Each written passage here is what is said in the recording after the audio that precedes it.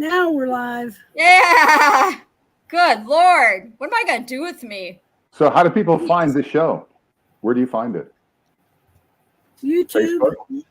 Oh, YouTube. On YouTube. It's Paramount USA is my YouTube name. Paramount USA. Hey, welcome everybody. We're just chatting here with Mr. Paul in the house tonight. That's right. Welcome, Paul. Paul's our guest. And we have PPG Gypsy in the house. She's going to help me out with all the craziness tonight. And I'm so glad you're here. It is Thankful Thursday. And I'm just happy to have you all here tonight with me. And it's going to be a great show. I'm telling you, you guys grab your snacks and a friend and climb up in the treehouse. And we're going to have a lot to talk about tonight. So I'm going to open it up real quick. Open the show real quick, and then we will get, because it's not about me, it's about Paul tonight. So I always do my reading first, and then so I'm going to read this here. Remember that life is short. Its golden moments need hopes and memories and dreams. And when it seems like those things are lost in the shuffle, you owe to yourself to find them again. The days are too precious to let them slip by. Find time, make time, take time to do something rewarding and deeply personal and completely worthwhile. Time is your fortune, and you can spend it to bring more joy to yourself and to others your whole life through. Time is your treasure, and instead of working too hard for it, do what it takes to make it work for you. So that's, that's really good advice on there. And so I'm going to kind of open the show here, everybody. Thank you for joining us. Thank you, chatters, viewers, everybody out there. You know how I am on Thankful Thursday. I'm just thankful. So, Paul, you are retired and you work at Planet PPG. I saw on the Facebook, and you are an owner flight instructor, and you started in 2006. Yeah, I retired 3 years ago from Planet PPG. We ran that school for 10 years at Pine Island Airport, and then 5 years at Lake Susie Airport in Port Charlotte. Okay. And you survived a hurricane too. 2 of them within 2 weeks. Yeah, so you got to talk about that too. So because it's not about me tonight, it's about you. So we're just going to jump right into it because you have a lot to talk about tonight and a lot of things to share with us. And chatters, if you have any questions, just put it out there in the chat. And Gypsy will make sure that, that she sees your question and Paul can answer all your questions and everything. So welcome, Paul. And I'm just going to put you on the stage right now. Welcome, welcome. Well, I appreciate that. Thank you very much for having me. I'm honored to be here with you, Paramom, and PPG Gypsy. Oh, you get a heart. Yay. Yeah, we're so happy to have you here. We do hearts on here. Yes. Oh, nice. Yes. So we're here in Southwest Florida. If anybody used to come out to Pine Island, we had fly-ins every year from the day after Christmas through New Year's Day. So for 10 years, we had big fly-in there at Pine Island Airport. And a lot of the guys that I see, like Bill H. and some of the guys, folks, we used to have so many people come and fly. And a lot of times on Facebook, you'll see where it'll come up memories, and it'll see, 5 or 6 different folks that all came out every weekend and flew. We had the school for 15 years, over 300 students. That was really a lot of fun, and I really hated to stop full-time instruction, but I started getting skin cancers from being out in the sun so much, and I strongly encourage everybody to go get checked if you've got those funny spots now. Nope. Yeah. Well, real quick, a year ago, I went in, because you were saying that, I went in just to get a mole checked on my neck, and it wasn't on my neck, it was on my nose. And I had no idea, and it was just the start of it. So, yes, very important. You see, and I totally get it. See anything suspicious. Well, that's right. There's 3 different types of skin cancer, and there's one of them is really, really bad. The other 2 aren't so bad, but they'll all get you if you're not careful and if you don't go. So that's the public safety announcement for today on Yeah, skin no, that's cancers and fine. things like That, I'm glad that you said that because, a year ago I was healing from that, and I thought the red on my nose was just from my glasses, right? You don't know, and I'm just glad I went in and got checked. Yep, it's amazing. I tell you, especially down here in Southwest Florida, the sun is brutal, and your windsock will go from bright orange to a very dull orange in a year. So you know what it's doing to your skin, especially when we're out flying and running around with a wing all day long. I lived in the desert 40 years, so that'll do it. I have to wear a hat. Yep. Well, one of the things that I do want to mention briefly, and I know the chatters can jump in, and I hope they do, is the so many different wings and motors and things now. Back when we started off this, 18, 19 years ago now, we started flying, you had a few choices, but now there are so many different motors and frame combinations and wings.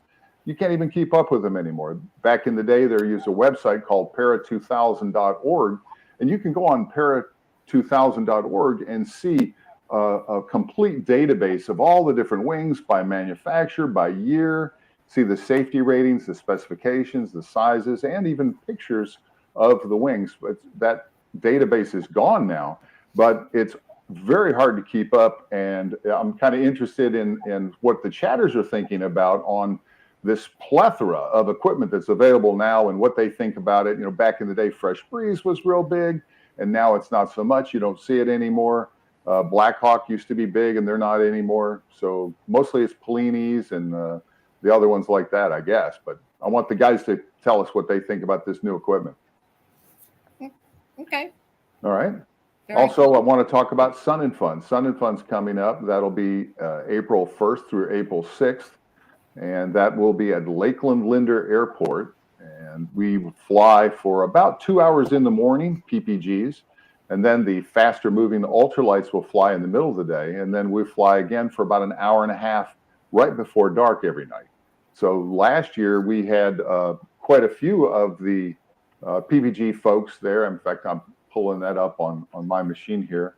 Okay. We had PPG Gorilla, which is Rick Davies and his group. They had a great showing. We had cloud-based PPG with London Ivy and Ernie Eli. We had Dragon PPG, which is Dan Feldman, and I guess Eric DeFore was with him there. We also had Aurora PPG, and we also had US Air Sports USA. So we had quite a few folks out there, and people doing tandem flights for the crowd. People wanted to come out of the stands and sign a waiver and come up and fly. They got a chance to fly. You were telling me, Paramom, about your first tandem experience and how much you enjoyed it. Can you just imagine being at Sun and Fun, where you've got a couple of thousand aircraft on the ground and planes flying all around you very fast? Of course, we're in a very small area that we fly in. As long as you stay in our box, our air box, you're safe. Yeah. No. But it's a lot of fun and a lot of chances for new people to come out and see the new equipment that London and Ernie and all these other guys had. No, that sounds like a lot. That sounds like a lot of fun. That sounds like a lot of fun. And not only flying experience, but there are forums that happen all the time too. Everything from how to maintain your Rotax engine by 2 strokes or 4 strokes with Phil Lockwood. He came out and did some forums. A lot of big names. A lot of big names. Yeah. There's so many. That's what I love about this sport is like I gravitate to people that, have, what do you call it? They want to be successful and they just have a zest for life and all that stuff, That's what the sport is all about. And just, it's a big learning experience, isn't it? Oh my gosh. Yeah. I pulled up the schedule last year's forums, and this year's forums will be almost the same, not too much different. Phil Lockwood did the 2-stroke maintenance and repair. Malcolm Brubaker from Great Sales did Dacron sales installation repair. Also talked about PPG wings and how they test the porosity and line strength and all that. Gaggle flight recorder, Ryan O'Connor. A lot of people are using the Gaggle. Gaggle is a very nice flight instrument that you use now that basically does away with the variometer and all the other things that we used to use. But the Gaggle flight recorder is a good way to basically put breadcrumbs on your route so that when you get back, you can see what you did. And I see the guys now are like flying in smiley faces or flying a track on a certain shape, and they get to see that. That's kind of cool. That's how they how do they do that again? They have like they have something special they have to put on the motor or something? No, it's actually on their phone. It's an application that's on your phone that you download. You pay a subscription fee, a small subscription fee to Fly Gaggle. And what that does is that allows a high resonance GPS, and it tracks it in a file so that you can put it on your computer when you get back and see not only where you flew, but what altitude and speed, your ground speed. So it makes a very nice tool. And it also is combined now with weather and things like that. So you get a very, very nice cohesive product. And sky charts. Got sky charts on them too. I love Gaggle. In fact, that's new, isn't it? They just added that a year ago. So it really is a nice package now if you're flying a lot, especially if you're going to do cross countries and things like that. Yeah. It's still free for people though. You can do the free level, but I'm an adventurer. I've got the top level because I love it so much. It's so powerful. You an adventurer, Gypsy? You? Gosh, good thing I'm sitting down.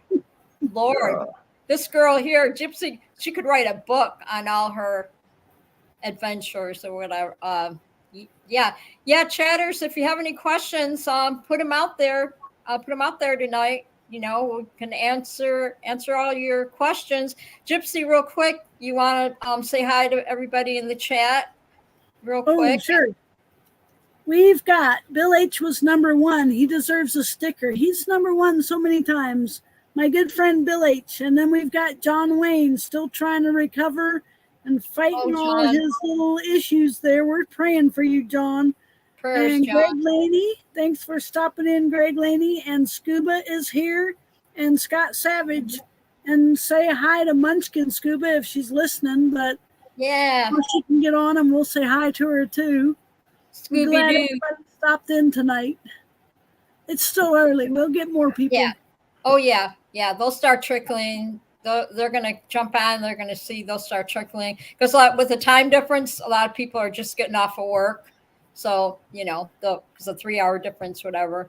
A lot of people are like behind us or whatever. So looks like Bill, I'll let you look at the chat, Gypsy, because it looks like Bill's got a question. Yeah, Paul. Bill H wants to know if you go to fly-ins like EFD.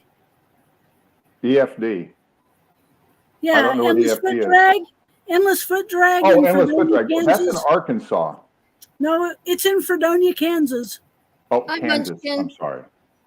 Hi, Kansas. Munchkin. No, I have not been to the endless foot drags. In fact, since I retired, I haven't been to too many fly-ins. I went to the Bad Apples. I'm a Bad Apple. I'm number 38. I went to the Bad Apples. I really wanted to go to the Lake Okeechobee one, but I haven't done that yet. There's one coming up there. We're hoping to do that. And of course, Sun and Fun, we do that show. But I have not been able to get out as much. I've built a shop out behind the house, and we've had quite a bit of storm cleanup in the last couple of years, from Ian 2 years ago, and then the 2 hurricanes we had within 2 weeks very recently here in Southwest Florida. So it's been a lot of activity, and not necessarily the fun flying kind of activity. Yeah, especially I guess you didn't get hit by Milton, I hope. Well, Milton came right over us too. In fact, many houses all around us got completely flooded. Wow. We were spared right here in our neighborhood. We're about 4 houses away from Edgewater, which starts the flood zone. So people 4 houses away from us on the south side of Edgewater, they pretty much got wet, no doubt about it. But we didn't have any damage this time. But it was fun watching all the transformers blow. We were watching, a big blue flash and the loud noise and things going on. You need to be a storm chaser. They're always fun to see. I'm done with that. I don't need to chase any storms. I can sit back and watch those. Did you used to be a storm chaser? No, I ran away from him a lot of times flying though. But Oh, one time, there you go. one time we were at Eric DeFore's place in Christmas, Florida, and we were flying back from St. John's River. And it was my son PJ and I. He was on his little Top 80. I was on a Fresh Breeze. This had to be, 13 years ago now or more. And we were flying back, and boy, it started to rain. It was raining hard too. And we were just hoping that we could make it back into that little hole where Mike Britt had his place, where Eric DeFore was operating out of. And we were very, very happy and lucky to get back into there. That's for sure. So storms, I don't like to fly in the storms. I don't like to fly in them, but I like to see them, and anything that happens in them, I'm happy with that. Yeah, my RV I used to live in went underwater during Ike, so they don't bother me. But then I don't know if you can see that. Yep, a tornado. I'm Skywarn certified. Oh, there you go. Here it is, Skywarn. So I don't have to leave an area. Cool. I just show my Skywarn card to the police. But Bill H said that, and John Wayne said the EFD used to be in Fort Smith, Arkansas. So there you go. No, I'm new to this. I didn't know that. So, but are you familiar with Fly It for Gauge? That happens down there in Florida. Fly It for Gauge. Yeah, that was, I think, started last year. I did not go to it, but I think that started last year or year before. Yeah. I have not gone to that one either. Shaney should be jumping in the. Shaney will probably be jumping in the chat. Look, he's always in. He usually jumps in a little bit later. Shane. I guess Bill and I show our age when we say that was in Arkansas, right? The Endless Foot Drags was Arkansas. I'm too young to know that. Bill and I are showing our age, though, right, Bill? I know you're out there, Bill. I see the chat. He's out there. He's the one who admitted it was in Fort Wayne. Yep. Oh no, Fort Smith. Fort Smith, Arkansas. So, and Scott Savage says, what effect besides getting wet does flying in the rain do? Well, what happens to you? That's a very good question. First off, the wings, they absorb some of the water and they get very, very heavy. That's one thing. The thing that scares me more, though, it's not that the rain actually gets in the cells, because when you're flying, the open cell in the front develops a higher pressure and the rain doesn't necessarily get in there. But because the fabric is starting to get wet, if it does take a collapse, it sticks and it doesn't want to come unstuck as fast. So, not only is your wing much, much heavier, but now your wing cloth is going to stick together more. So if you do take a collapse, it's a lot more difficult to reinflate your wing. And obviously that's not something we like. That might affect you throwing a reserve too, huh? Well, the reserve is going to be dry when you throw it, hopefully. Oh, right? That's true. And that's when you pull it out of your diaper bag there, it should be dry. And I in fact, one of my students many years ago, they all went from, where were they? They were in Chicago or something like that. And they went east over to Flying Laundry had one. I'm blanking his name right now. But Flying Laundry had a big fly-in. I'll remember in a second. And they all went and they got there and they were saying, well, gee, how come you're not flying? How come you're not flying? Well, there's a hurricane just 100 miles off, and so we're not flying. And these guys, they jump out of the motorhome. They say, well, we're flying anyway. So they got up and they started flying. 3 of them basically got knocked out of the sky. They landed really quick. But this one individual, one of my students, he had to throw a reserve. And he came down on the reserve. And later on, he was very thankful because I said, look, you should really buy this reserve. And I sold him a used reserve for what I had in it. And he was very thankful that he had it and that he used it. That he knew how to use it and everything. And he knew how to use it. And he was very happy about that. So we got a good picture of, holding the reserve and him and his wife, and they're all smiles. That's good. And he knew how to use the reserve correctly. So he wouldn't, That's right. hurt himself or whatever, just the landing or whatever. So Now, one of the other potential problems if having a really wet wing is that, for example, let's say you're getting close to the ground and you're getting ready to land. And if you're landing somewhere that's doesn't have a lot of trees, obviously it's an LZ. The second you touch down, now you've got a nice wet grounded antenna, which is the wing and the lines and everything, and you're touching the ground. So you become a very attractive target for lightning for that instant that you're standing on the ground and the wing is still inflated above you. So that's something else to think about there. Yeah, I'm glad I fly a trike. I got 3 rubber tires. Well, yeah, that's nice. But I'm surrounded by metal. You're surrounded. If you keep your feet up, but a lot of times, as soon as you land, you're putting your feet down to do something. You're going to have to sooner or later. Eventually, but after the wing is on the ground. Yeah. Because I'm rolling until it's all the way on the ground. Yeah, a lot of people, their brakes, they're Fred Flintstones. Yeah, I made that mistake of trying that one time, and it rolled my foot up underneath the seat, and that was not a pleasant feeling. So my feet stay on the pegs until I'm dead stopped. I knew a guy that tried to stop like that. He put his foot down and actually broke his femur. His leg rolled up underneath, and he was I could see that. 60-something years old. So that's a bad break when you're 60-something. So are you foot launch or trike or both? I do both still. I don't do foot launch tandems anymore, though. I used to do a lot of foot launch tandems, like at Beach Blast and those other big events. I loved it, getting out there, or Sun and Fun, getting out there and doing 10, 15 tandems in a row. Just really enjoyed that. Yeah. But now I don't do that. Of course, back then the motor was 100 pounds on my back. I'm 64 now. I'll be 65 in February, so I don't do the foot launch tandems. But I do have a Fresh Breeze Simonini that with a titanium cage that I foot launch occasionally. But I do have a trike. It's a Terry Lukey Falcon Flyer with a big Generac 1000cc engine on it, and I use that for the tandem. I call it Big Red. A lot of people have seen that before, Big Red. Okay. So you do a lot of tandems, trike tandems then? Yes. In fact, I still do more tandems than I fly solo. But it's been that way for years. As soon as you become an instructor, it's almost always that way. You really have very little time to fly for fun. It's almost always flying for instruction when you've been doing tandems. And it's work too, You it is work. Make sure, but it's so rewarding. You know what I mean?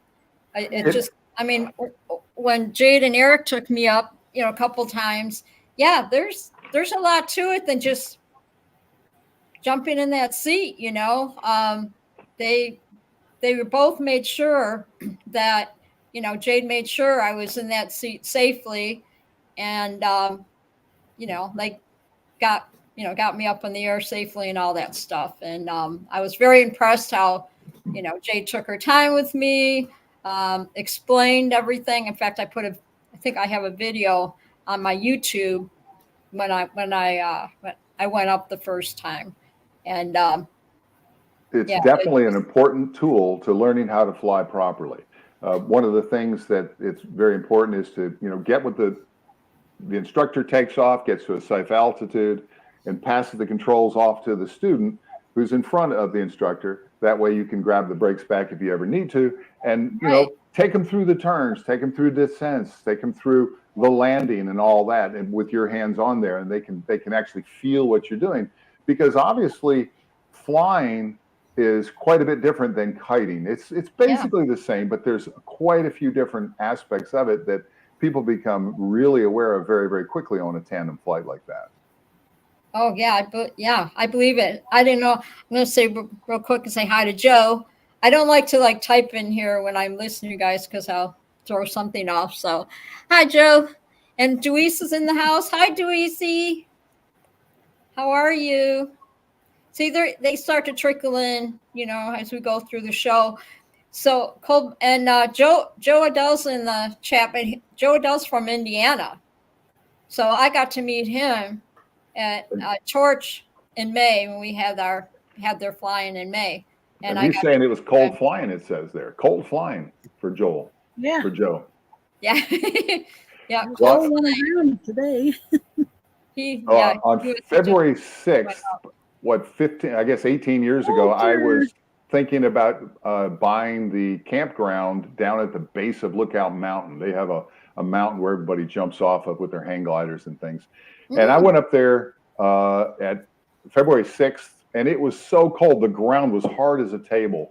And we took off and flew around about 4 laps of the valley and landed again. And said, "That's it, forget it. I'm not doing that." So that's why we decided let's go to Pine Island down in Florida. So we started the school there instead. Okay. Too cold. So Joel, you can enjoy your cold. I don't do the cold flying anymore, Joe.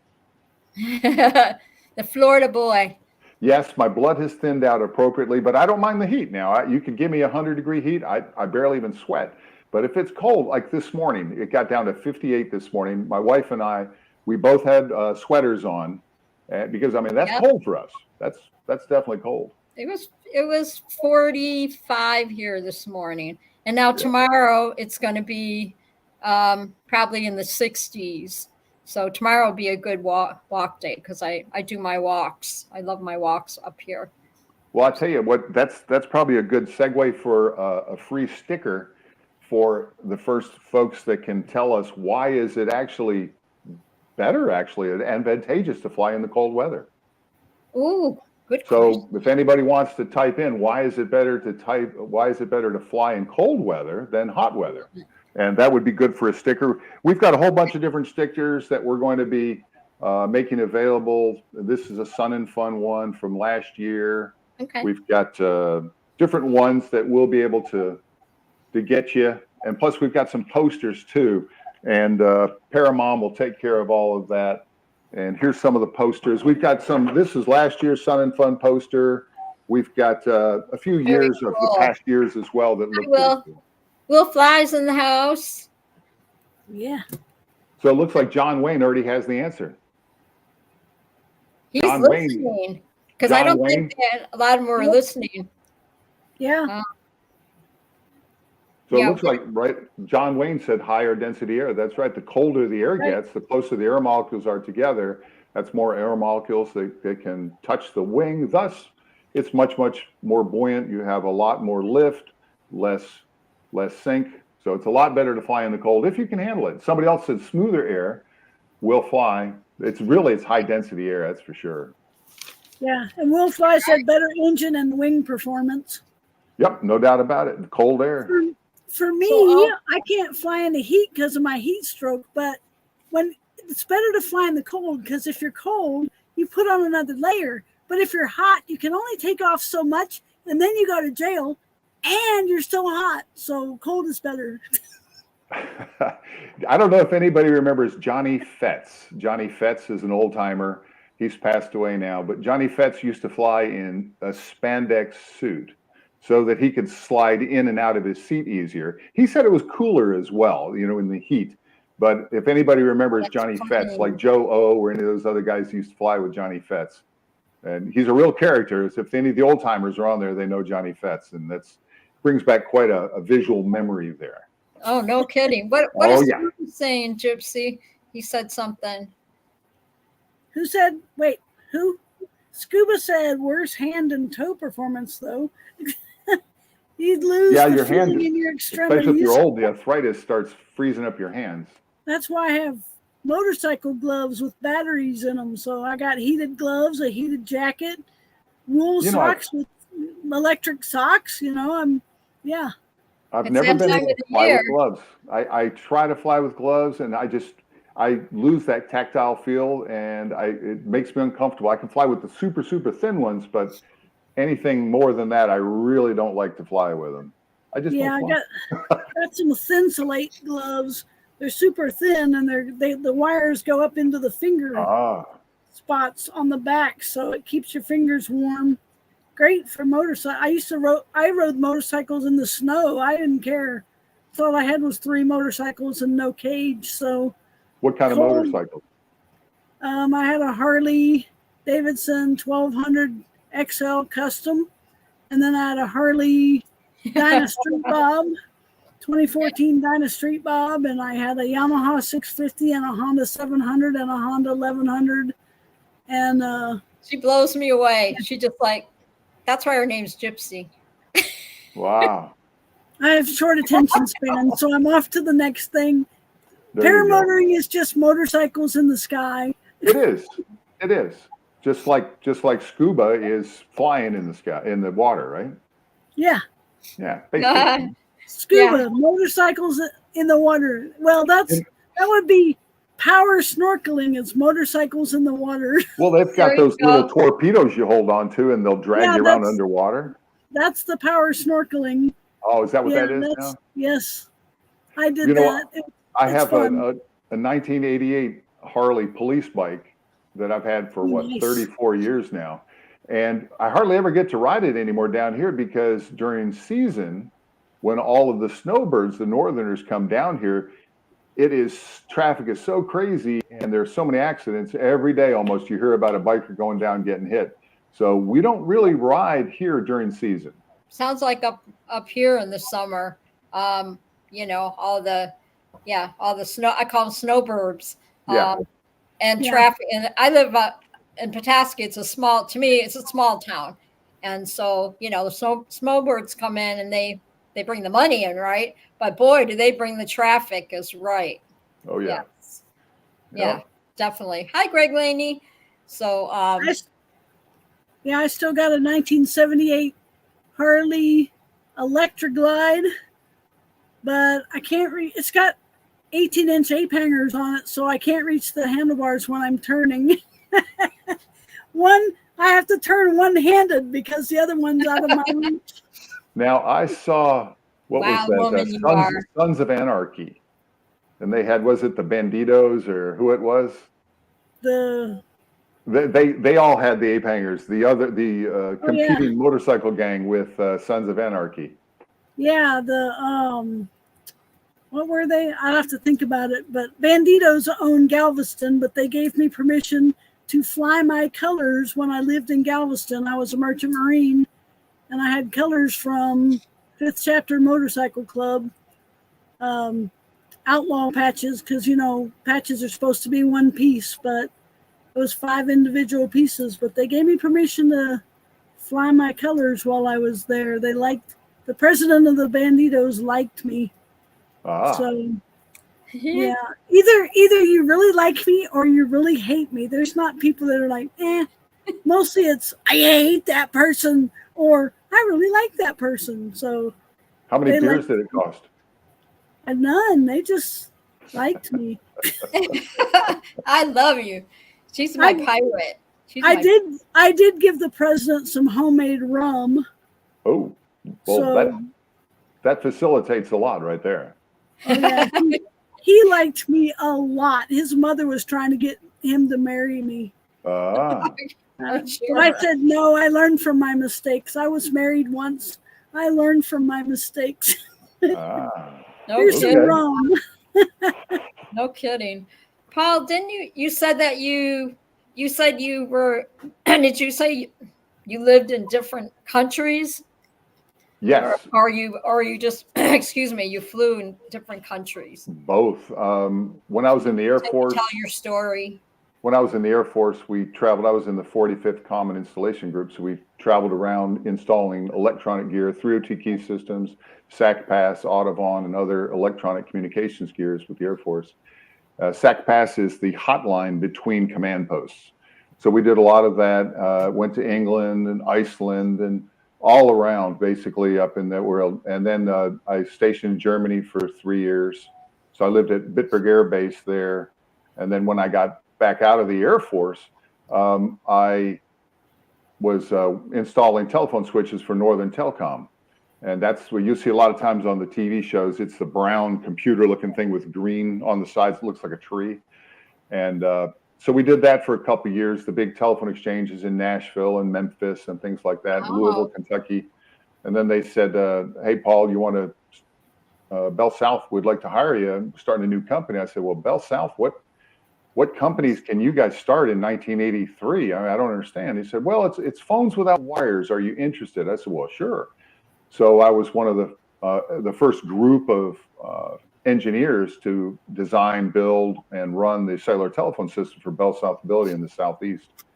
So we did that. And then after we built all that, they said, Paul, we've got an opportunity to build a system in Buenos Aires, Argentina. Are you interested? And I think that was like 1988.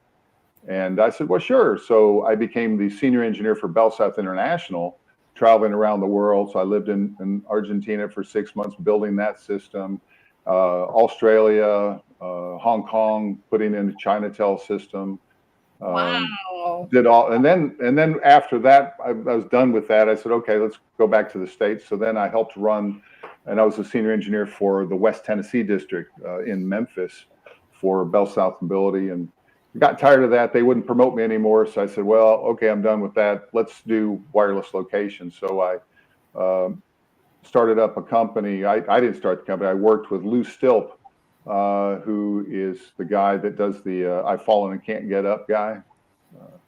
Okay. We did wireless locations in support of FCC docket 94102, so that you locate a mobile phone within 100 meters in 10 seconds and put a dot on the public safety answering point screen, so that police or EMS or fire or whatever can be dispatched to give you aid and comfort. So we did that and did the United States in both New Jersey and basically from Cape May up to Bordentown, I think it was. That was the first application. And then we did Hedwig Village in Texas. And then after that, they said, well, Paul, we've done the States. You want to do international? So I lived in England for 2 years, traveling around the world, doing wireless location things around the world. And obviously with wireless location, because we could locate a mobile phone within 100 meters, that's 300 and something feet, and know the speed and direction of travel. So if you're walking, I would know you're walking in what direction. So one of the systems that was really cool was in Saudi Arabia. We put a system in Riyadh, Saudi Arabia, and we were 16 meters accurate. And obviously when you're that accurate and you can start to track people, a lot of the three-letter organizations were very interested in wireless location, what can be done with it. And, it's not who you call anymore, it's who you stand next to. So if you ever seen the movie Enemy of the State, you've seen the movie Enemy of the State with Will Smith? That has a lot of that technology in there. If you look up my name in the patent agency, you'll see there's patents in wireless location. That gives you an idea of the kind of thing that we used to do. Obviously, that since I retired and started to teach people to fly, in just a couple of years, the technology has grown so fast, I couldn't get back into it if I wanted to. I'd sound like a noob. So it's all for the new guys now. So I traveled around the world, got to fly in a lot of cool places, got to spend a week with Nirvana out there, flying in Czech Republic. Ryan Shaw, Paradrenaline, he was with me on that. And also some of the other guys. We had a great time flying out there, flew into Slovakia. When we landed at 10:30 in the morning, the guys came out with this, I guess it's vodka type stuff. Oh my God, it's so strong. And, they want us to drink it at 10:30 in the morning and then go try to fly back. It's quite a bit different over there. Okay, John, get some rest. Love you, man. We'll be praying for you. You feel better. Hey, your baby. Oh my goodness. I just have a kitty cat. Yeah.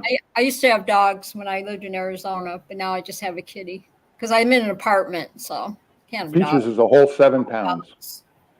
Yeah, can't have dogs. Can you, Paul, can you tell your story again? How you got interested in flying? All right. When, my dad was a flight instructor, a fixed wing, and he was a chemist with Kodak, but he really enjoyed flying. So I'd go out and fly with him. And this was when I was just a little guy. And then when I went in the Air Force, I would really wanted to fly, but my eyes weren't good enough, and I had LASIK done in 2000. But anyway, I was always flying and doing a little dabbling and flying throughout my professional career as an engineer. And then when we moved back here to Florida, I said, hey, now I got to really do something different. And PPG, powered paragliding, was just pretty much starting out. When I said there was people doing it, but it was very, very rudimentary. The wings weren't very good. If you look at some of the older wings now, like the old Power Atlas and things like that. What year was that? 2006, 2007, something like that. They'd started before that, but it was very few people doing it back then. Very, very few people. Way. Yeah, and so after I started to fly a little bit with some guys, I was free flying already, but then I put the motor on, and I got training from an individual to start off, and I was really disappointed in that training. I said, "Oh my God, this is terrible." Being an engineer, there's things that you want to know and you should know if you're going to go fly, especially if you're going to go fly and take somebody else's life in your hands doing tandem flights. So after a lot of research and all that, I got with Chris Bowles, who was at that time the importer for Fresh Breeze. I don't know if he still is or not, and started to teach. And then from there, it just snowballed because we had such a good location there at Pine Island Airport. We had 2,500 foot runway plus a 10-acre square that we could fly off of. People could bring their campers and stay and plug right up to the RV plug-ins. So we were flying every day of the week for 15 years out there. It was really something special. Wow. Nice. We got about 60 or 70 folks out there on the fly-ins. So for 10 years, we had a fly-in from the day after Christmas all the way till New Year's. So it's really something. That is cool. Have you ever flew an airplane? Have you ever thought about getting a license for an air to fly? Well, that's what I was flying previously. Oh, previously. Okay. Yeah. Okay. I'll be honest with you, I don't have a whole lot of joy at all in flying behind a windshield. Okay. It's not for everybody, It's not for everybody. And Yeah. in fact, it's funny. I had a 777 pilot come to learn to fly powered paragliders there at Pine Island, and I said, okay, we're going to start off with a tandem flight, so you get to see what you like and check this out at what you want. So we take off, and this is a big burly guy. I mean, macho, A-list kind of guy, and we take off. Very, very high airtime pilot. We take off, and we get about 400 or 500 feet high, and he's already yelling at me to don't go any higher. And I really didn't understand that. I'm thinking, okay, we got to get to 2,000. I like to get to 2,000 feet before I pass the controls off to the students. That way they can mess up a whole bunch and everything's still okay. So yeah. I thought he wanted the controls. No, go lower. I said, what? Go lower. And I finally understood what he was talking about. The poor guy was having a conniption fit. So we went ahead and landed. And I said, well, what is going on? Why did you want to land? We didn't even get to do anything. He said, I'm scared of heights. I said, wait a minute. You're a Delta pilot based in Dallas, DFW, flying to Narita, Japan on a 777. That's your route. And you're afraid of heights. Don't you ever look out the window? No, I don't look out the window. Oh, that's funny. I look at my instruments. I don't look out the window. I like PPG much better. Oh yeah. So it took about 6 tandem flights. I'd go up to his level of comfort, shall we say, and then I'd bump another couple hundred feet until he was really going crazy. And I'd come back down. I said, "Oh, good, you made it to 700 feet. You made it to 1,000." And we slowly brought him up there. So now he's good. He's flying and all that. But you had to desensitize his fear of heights, even though he was a long-term pilot on 777. So it's no figure. Wow. I was never expecting. Amazing. Does anybody have any questions in the chat? Gypsy? Yeah. Let's see. Bill H wants to know if you remember PPG Talk Radio with Jeff Goen. Yes. In fact, I was talking with Paramom about that. Talking PPG was a really great show. In fact, I think I was on there like 4 different times. One of the times we were discussing the beach blast that John Black had. Beach blast at Panama City Beach had. At that time, it was the largest PPG event around. We had like 200 pilots there in the 5-star hotel at Edgewater Beach Resort there in Panama City. The funniest thing from that one, and I told it on that talk show as well, was some of the guys, the professional acro guys, they cleared the sky and they were up there flying around and they had smoke on their feet. So they'd pop a smoke can, they're flying around and they're smoking. Well, this is right there at this 5-star hotel where there's 3 pools and all these other people are hanging out that are just on vacation, knew nothing about PPG. Well, this one guy, he's buff. I mean, this guy looks like Adonis. I mean, he's got muscles rippling, and he gets up there. He goes, well, that man's on fire. That man's on fire up there. I'm a fireman in Alabama. I know he's on fire. And I said, It's okay. It's okay. He's not on fire. It's a smoke I can imagine. Oh, that was gosh. hilarious. We laugh about that. Here it is. I don't know how many years later. Even John Black still laughs about that. He's out on his fishing boat laughing right now if he's listening to this. Oh Because my that God, was that's really something. funny. It's That a bird. man's on It's a fire. plane. It's a guy on fire. He's on fire. Oh, that's Um, funny. Yeah, Ripley Smith was 13 years old at the time. I had her up on a tandem flight, and she was actually flying me down the beach. We were heading toward the pier, and one of the crazies came up and touched his wing to our wing on the tandem flight. And I had Joe Adele, you hear had that? the hotels Wing right on the right-hand touching. side. Scared the bejeebies out of me because I didn't know who this guy was. And so I took the controls back from Ripley, and I got us out of there and got back. And Ripley was saying, "Oh, I thought it was a lot of fun." And Ripley's still flying a whole bunch now. I don't know if you know Ripley Smith. I think so. Okay, well, she's out a lot too. She does that, but anyway, she still flies a whole bunch, and she was okay with it. My tolerance for that is a lot less than a lot of other people's, I think. Okay. You know, What's the gal's name again? Ripley Smith. Ripley. Is she on Facebook? Yes. Ripley. How do you spell it? RIPLY? CY. Ripley Smith. Okay. I'm gonna have to look for. Yeah. That's cool. Yeah. Ooh, I'm gonna have to look her up. Get her on here.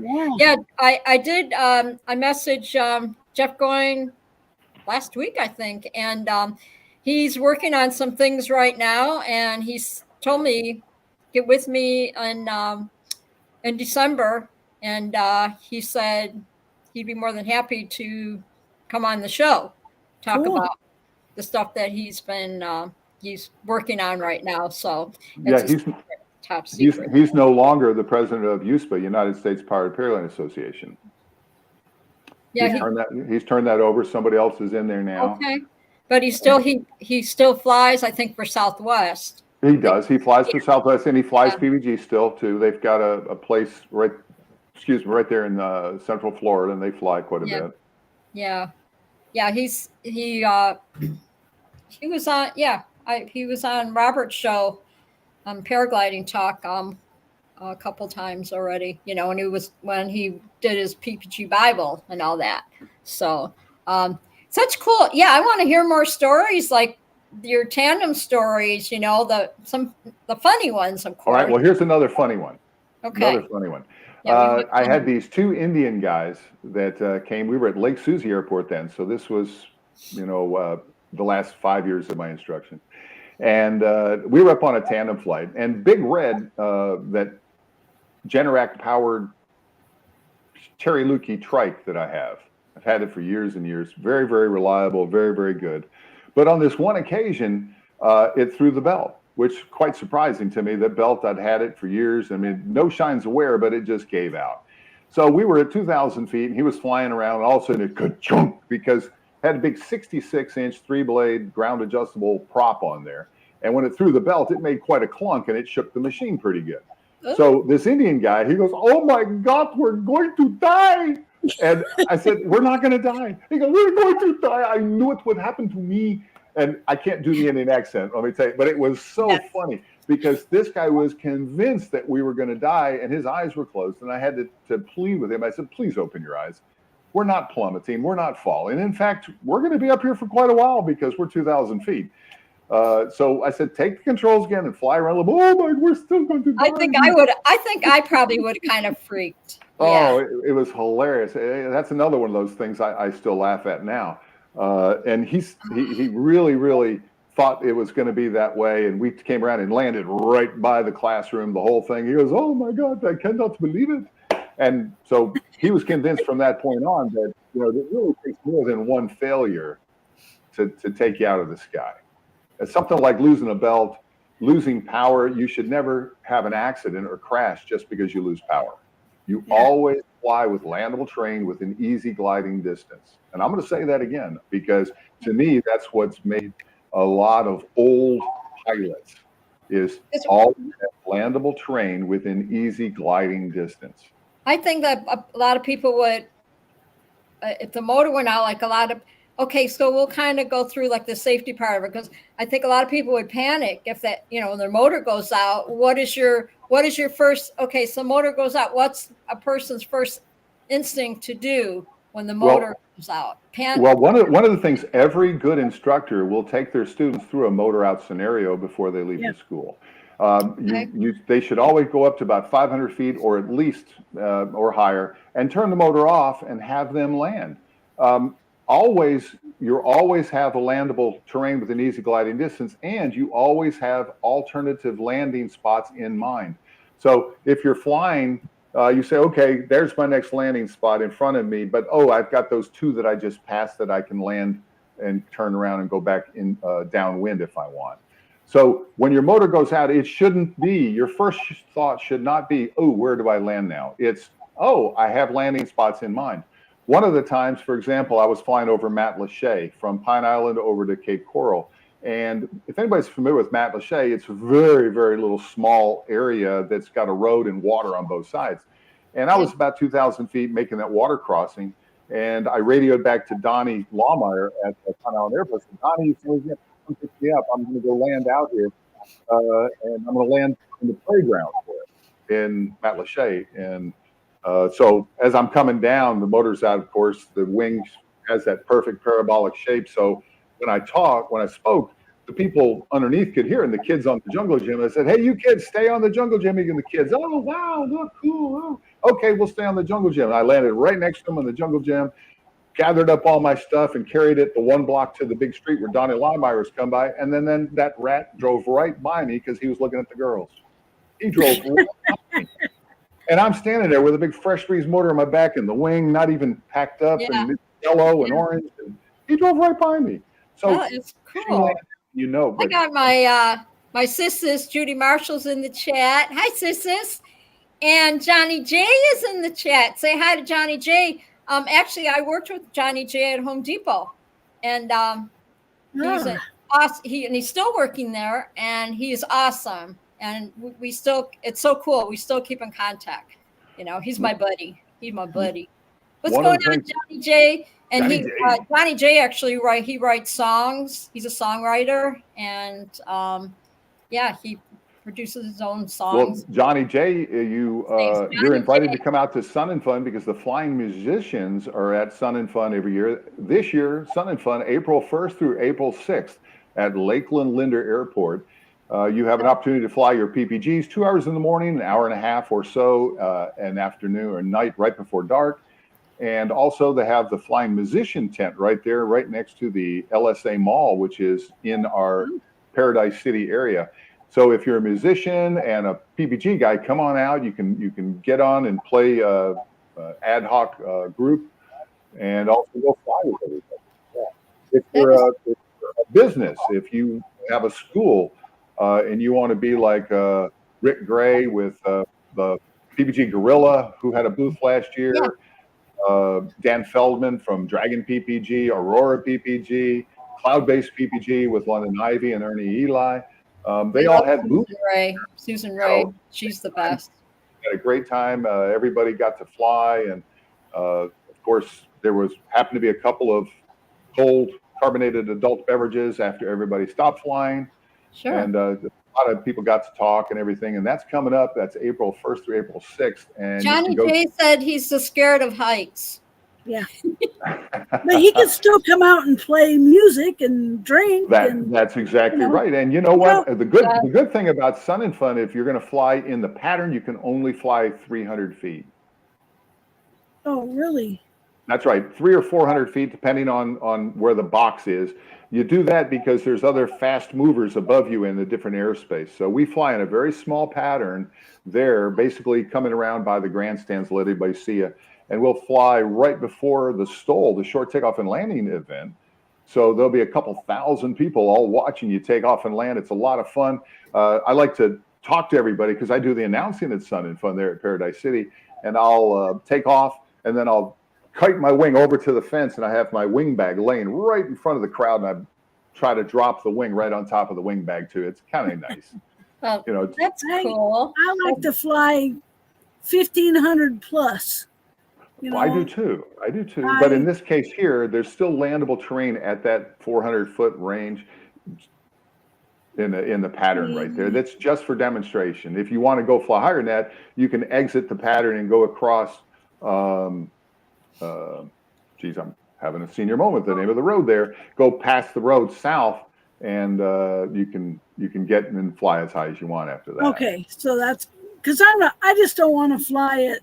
I'm not into acro, and No. I know what the ground looks like because I'm really close to it when I stand up and walk. So when I'm flying, I want to pretend I'm tall, and I like to be, 2, 3. And the ground is hard.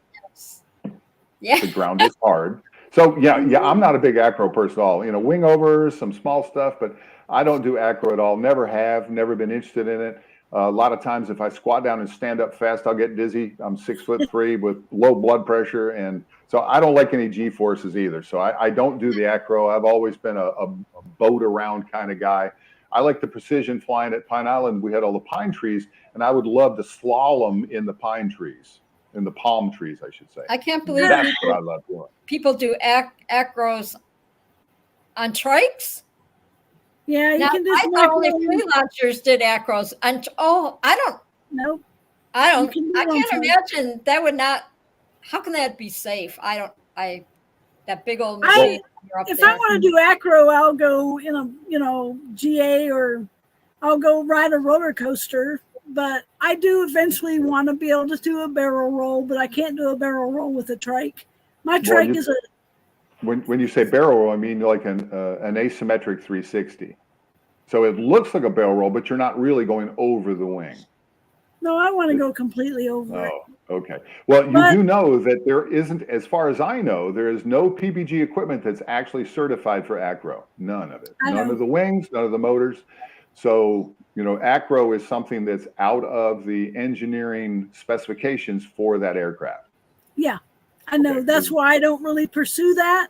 If I want to do it, I'll get in the simulator. I'll get in Ron's VR simulator. I've done barrel rolls in the VR simulator. Now, did that make you seasick? Not at all. When that Oculus first came out, I tried that, and Rob Cato had that from Full Sails. I think that was the name of the school that they have. And if you turn your head, and I turn it too fast, there was enough millisecond delay that your eyes don't match what your brain thinks it should get, and I would get seasick, so I couldn't do that very much. I've got vertigo, and I never said anything because I wasn't really concerned about it. And actually, when I landed, and I told Eric and Jade, I go, "Yeah, I got vertigo," and they're like, "What? You have vertigo?" And but when I went up there, it didn't bother me as long as I didn't. As long as it's weird, as long as I wasn't looking like straight up, I was fine. I was always kind of just looking down like this, the whole time when you fly, because I didn't want to miss anything. Right. But, as long as I don't look like straight up, I'm good. It's yeah. The VR simulator makes a lot of people queasy, but it didn't bother me. And well, part of it was I had to take my glasses are for reading. I can see just fine without them. But if I have to read, I need my glasses. So, in the VR simulator, you take your glasses off and you just adjust the focus in the goggles that you're wearing. Yeah. But I stayed in it. I kept making Ron reset it. I think I stayed in it for about an hour, and I was fine until I took the goggles off and I stood up, and just for like a split second, it was like, "Well, I'm good," But no, it didn't bother me, and I was doing wing overs and barrel rolls, and I did all kinds of stuff that I won't do in real life because I wasn't afraid of falling out of the VR simulator. It sounds like that's on arcade mode as well, because it's very, very difficult to actually do those maneuvers in a PPG without losing control, as you know. If you don't do a wing over correctly, you're going to take a wingtip fold. So you can crash when you're in the VR simulator, but you just stand up and look at yourself and your head is gone. But, it was pretty fun because you can go, you're flying, and if you want to do a barrel roll, you just bury one brake all the way down to your foot, and you'll just flip right over the horizon. So, it's like one of the things flying. people are talking about and trying to use that VR simulator for training purposes. And back when I was still teaching, I looked at it and tried it, and I didn't think that it was really appropriate because it was too unrealistic. You know, I know that they've made big advances over the past few years. I haven't looked at it in probably 4 years now, but they're probably a lot better now. But back then, it just really wasn't realistic enough to actually train people on. You know what I mean? Amazing. Yeah, I know what you mean. But it's got some pretty good responses now. And what I really like is he can program in the actual ground where you fly in. Like the first time I took my first flight at Kitty Hawk with Ron, it was exactly what I saw on the simulator. He also programmed in Fredonia, Kansas, and you can fly around Fredonia. When I flew there, that was exactly what I saw on the simulator. Yeah, so and if you don't have the simulator, you can do the Google Earth fly around. So you can use Google Earth to do your cross-country flight virtually without the simulator, and at least get an idea of what the ground is going to look like and all that. I'd like to invite everybody to go to aerosports.org as well, aerosports.org. That is a safety organization that's been around a lot longer than USPA, and they do all ultralights. They do the exemptions for instructors so they can do tandem flights and be in adherence with Federal Aviation Rules Part 103. This exemption allows them to conduct tandem operations and instructions. And even though the first rule is one person at a time, you can do that for instruction. So that's aerosports.org. If you go to that website, you'll also find 20 plus years of magazines that have very, very good articles. And they're quite interesting too, because you can go back 20 something years and you see what it used to be. It's quite a bit different and eye-opening a lot of times, not only the equipment, but the way people are approaching things now compared to the way it used to be. Oh my gosh. So, so Gypsy, go ahead and we'll say hi to people in the chat again, because some people just jumped in. And then if you have any questions, put them out there in the chat. I see it's 9 o'clock. Yeah. I have put all 4 of your links in the chat several times, Paul. Okay. So where people can find you, Paul. I put 2 on Facebook. That's the the Planet PPG. No, which 2 are Facebook? Your name? My name, Paul Zarnicki, and you can also Planet PPG. Okay, so I put those 2 under Facebook, and I put aerosports.org and flysnf.org. So all of those are in the chat several times. If anybody wants to scroll up and see them, if you need me to, I can list them again. So let me say hi once again to my good friend Bill H., who once again was the first in chat. John Wayne was here, but he had to leave and take meds, and he was wore out. Greg Laney, thank you for stopping in. Scuba is here. Scott Savage is here. Munchkin is here. Glad you made it, Munchkin. Joe Adele is here. Deweese, Paramotor Woman, is here. Walter Priori is here from Australia. Yes, Thank you, Walter, for stopping by, my love. Walter's my little boyfriend down there in Australia. Wait a minute. Oh, wait. He's 2-timing me. Yes, he is. I thought and Will he was my sugar. He's been 2-timing. Yeah, so Will Fly is here. Even though Dairy Queen is still open, Will Fly dropped in. And we have Judy Marshall and Johnny J. And Johnny J said, thank you for the invite. That's very kind. But yeah, he's not going to get his feet off the ground anytime soon because he's scared of heights. I didn't even know. I didn't know that. Well, if I didn't say your name, if I didn't list you, say hi in the chat so I can add you to the list. Oh, what's he saying? What Johnny said something in He the said chat. he commends you all for what you do. Be safe. Prayers for you all. God bless you all. Talk to you later, Linda. All right, Johnny. Thank you for coming by. Yeah, thank you, Johnny. Welcome. Come back anytime. You know where to find me, and I know where to find you. So yeah, he's the best. Yeah, I miss him. We had a lot of fun at work. We made it fun every day. Excellent. Yeah, I worked with all the contractors. So, and he was my pro loader. So he always took care of my contractors, make sure they got loaded up and ready to go and all that stuff. So, and if any of them gave me any heck, he was right there, man. He would just be like, I don't think so. So Walter the hound dog. Yeah, Scott. Hi, Scott. Yeah, and Michelle is my other co-host, and she messaged me earlier. And Michelle, if you're listening, she said she's feeling under the weather tonight, so that's why she didn't join us. So feel better, Michelle. I love you, girl. You feel better. That's no fun when you don't feel good. So yeah, Walter's not causing any drama. He's not married. He's welcome to see whoever he wants to see, okay?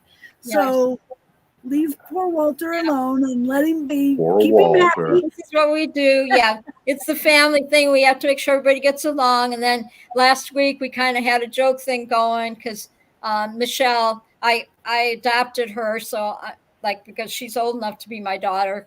And so I adopted her. And then Scott, I adopted Scott last week too. So Scott. So that's when I say all in fun. Your sister's not feeling good. That's why she's not here tonight. So because Robert was in the chat last week, and I don't know how we got all in that conversation, and then of course Robert calls Walter Dad. So we got a whole thing going on here, the whole family thing. Yes. Well, I appreciate you having me. Well, thank you. Can you put in there the dates for the Sun and Fun, maybe in the chat? Sun and Fun dates are 1 April through 6 April at Lakeland Linder Airport. And if anybody has any questions that they'd like to put into the Aero Connections magazine, they can send them to askpaul@aerosports.org. That's askpaul@aerosports.org. Any questions that you would have. I think the last one I put in there was how to tune your Walbro carburetor. Yeah. People wanted to know that. Another one was how to do adjustments on a ground adjustable prop and set the pitch properly, things like that. So if there's anybody that has any questions, whether it's technical or instruction wise or anything really PPG related, if I don't know the answer, then I'll find the answer and get it out there for you. I appreciate that, Paul. Yeah, you can stay on as long as you want to. There's,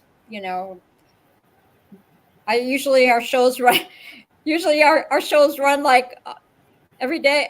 They always run every Thursday, almost 2 hours. We just. I thought it was a 1 hour one, and I have it's however long the guest wants to stay on. Yeah. And if I don't have a guest, we usually just, all of us hang out and we just talk about whatever. We always. Well, if anybody's got any other questions for me, any comments, Paul, you're crazy.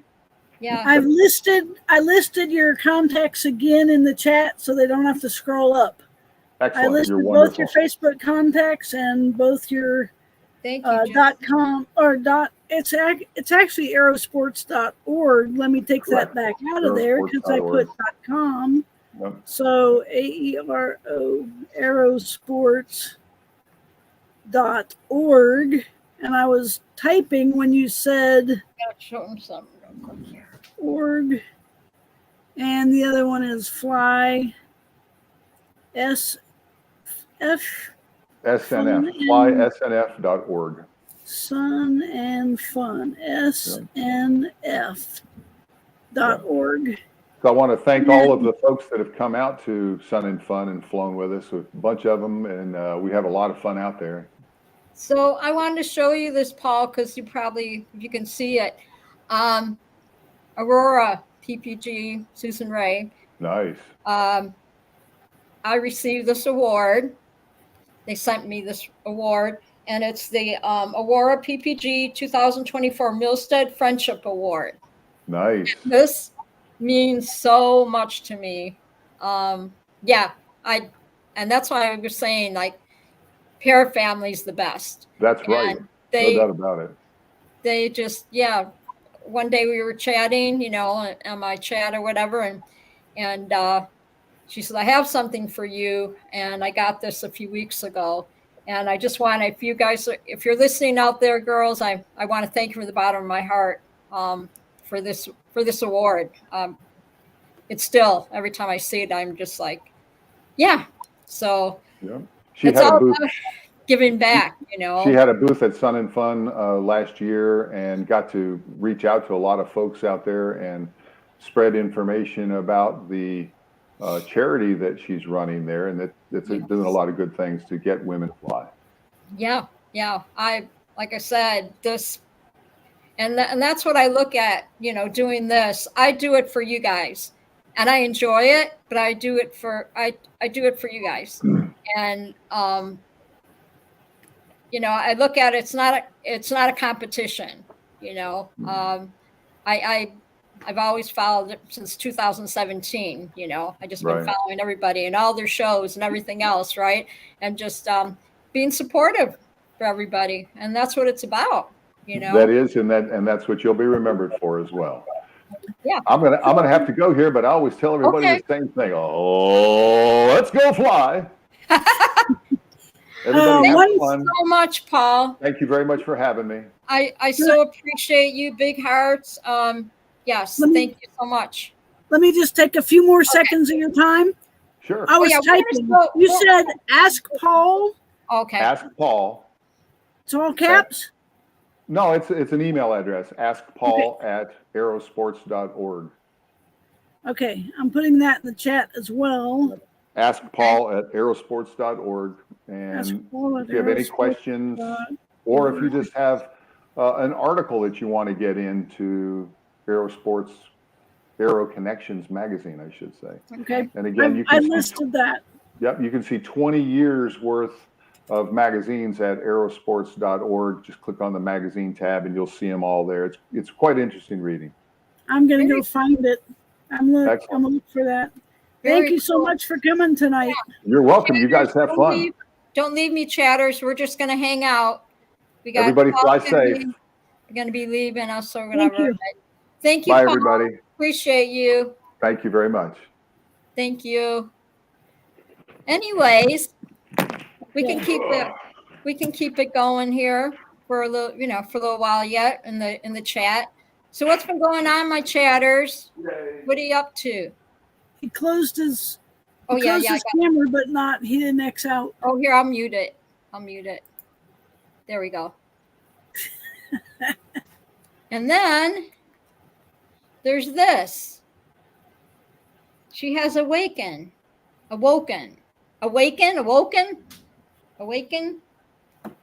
Yes. She has arrived off her Queenie pink house up here. Yes.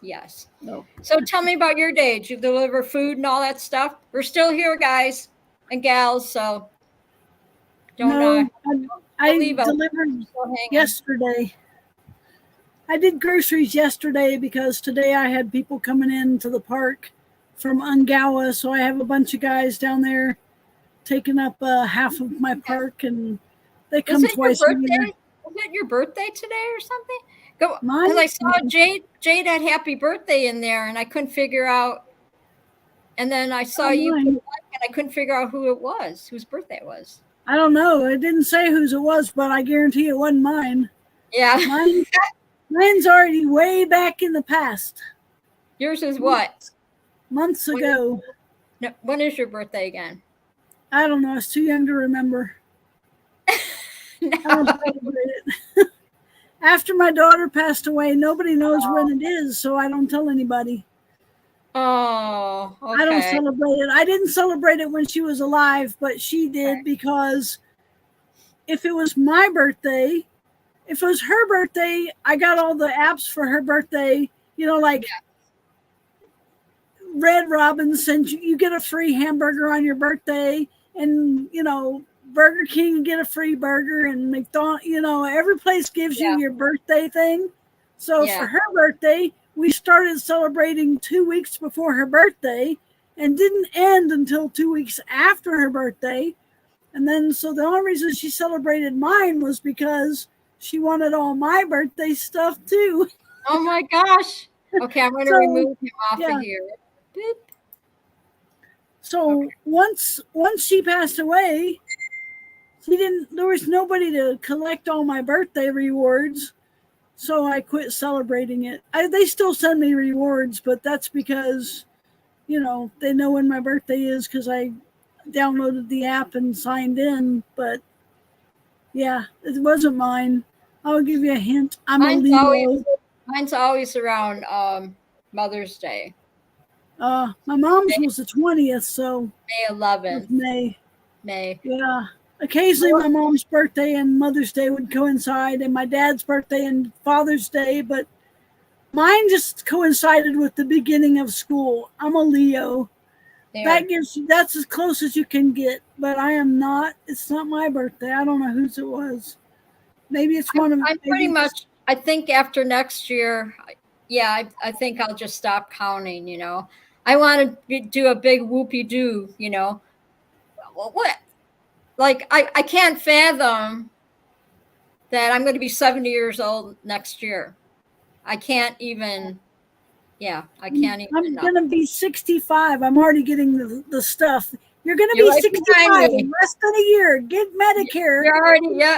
You're already like in my pocket. Leave me alone. What do they call it? You're in my pocket. Yes. Yeah, Will Fly, my daughter was a Cancer. Believe it or not, isn't that ironic? She was a Cancer. She was born 3 weeks early, or she would have been a Leo like me. But she was a Cancer, and she died of cancer. How's that for sucks? I was mad when she was born early. I was really mad. August 25th is not my birthday. Ha ha. And if you guess it, I'm going to deny it anyway. So, yeah, very few people know. The captains on the ships knew when my birthday was because it was on my mariner's license. So I'm definitely a Taurus. I'm stubborn. You're a Taurus? I'm a Taurus. I say Taurus. Taurus. My mom was a Taurus. I'm stubborn as a bull, that's for sure. So I'm stubborn as the other stubborn animal well known to America. Also known as a donkey. Stubborn is stubborn. I'm trying to figure out how I remove the square on Paul's square. Oh, I don't want to remove you. Jeez. So there's a ton. It's gone on my screen. It's gone in the live stream too. So August 15th. There are so many people with August birthdays. They don't even need another person to be born in August because, like I was just like Scuba, and honestly, there's like 40 people that had birthdays in August. I'm like, I'm not telling anybody when mine is. So they were all busy. That's for sure. Yeah, everybody was busy at Christmas time. Between Thanksgiving and Christmas, people were going nuts. So I'm just another statistic. Who needs to celebrate that? That's hilarious. That's hilarious. Will Fly is a Taurus. Oh, that explains a lot. Oh my God. Yeah. Think about that. So what's been going on, chatters? Ooh, Bill H is a Gemini. Ooh, there we go. We can talk like artistic horoscopes or whatever they call it, what your sign means and all that stuff, Yeah, mine means it's freaking hot on my birthday. That's what mine means. You better not have an ice cream cake and have a party in the yard because the ice cream cake will melt before you can blow out the candles. So that's what mine means. Oh yeah, that's true. That's true. I Scott. That's funny. I think I wrote it in the back here. You know that tonight is the super moon? Yeah, and last night. I wrote down it says, the moon is faithful to its nature and its power is never diminished. That's cool. And then aim for the moon. If you miss, you may hit a star. That's pretty cool. I had to Google a couple things with the full moon, the full moon thing. Here's a fun fact. If you're 1 centimeter off your trajectory on Earth, you will miss the moon by 1,500 miles. Wow. Oh, so let's see, Scott said I'm September 15th, the New Year's conception, very likely. No, I will say. I was not born in July, my daughter was. And that was the only birthday that mattered to me. So, yeah, I had to spend 100 years apologizing for being born. But when she was born, I had a party. So, good night. Bill's going out to look at the moon. So, lots of weird things happen on full moon, Scott said. I can't howl too much. The neighbors will wonder what's going on up here. And then Molly, she'll be jumping up like, are you okay? Kitties are funny, it's like sometimes when I get ready to go to sleep, I'll say a prayer or whatever, right? And if I just start talking, if she's in the other room, whatever, she comes right and jumps on the bed and she gets right and looks at me like, are you okay, Mom? Did you call me? They're so funny, that it's like one time sometimes if I sneeze too loud, she just has that look on her face like, oh, whoa, Mom, what the heck? Yeah. Bill's going to have a Halloween night. I didn't see the aurora. Did you see what I put on Facebook though? You know how everybody was talking about, I can't wait to look at it. When everybody's talking about the comet, the comet. Yeah. Well, on Facebook, you'll see I put on Facebook the only thing that a picture I got, I said, and I put a picture of the comet that you used to clean with, the comet can. Yeah, I saw that. I was like, is that the only comet you ever saw? I feel sorry for you. She's like, that's Lindy. Yep. That's funny. Oh, yeah. What does Scott say about his kitty? That's so funny. His orange kitty gets offended if he sneezes. Cricket thinks I'm dying when I sneeze because it's a big old, like, funny. And she gets up and like, oh, where is Cricket? Oh, she went and she crawled down in her underbed. Where's Mr. Vegas tonight? What the heck? You know what he'll say? I hope I didn't make Tony mad or something. It's like last week. He goes, "No, I was listening in the chat." I don't want him to think that I was mad because he wouldn't be a guest on my show, because I totally get it. It's not for everybody, yeah. But do you know who he hasn't responded yet, but I want to try and get Ricky Starr on the show. He's the one that does the video photography and all that stuff. Oh, okay. Yeah, he's on Facebook. So I did message him, and we'll see, I think he'll do it. So I've never really chatted with him yet. So, he's got an interesting, that's what I do. I get in there and I look at their profile and stuff, and then I just see what they're all about. And all you can do is ask, right?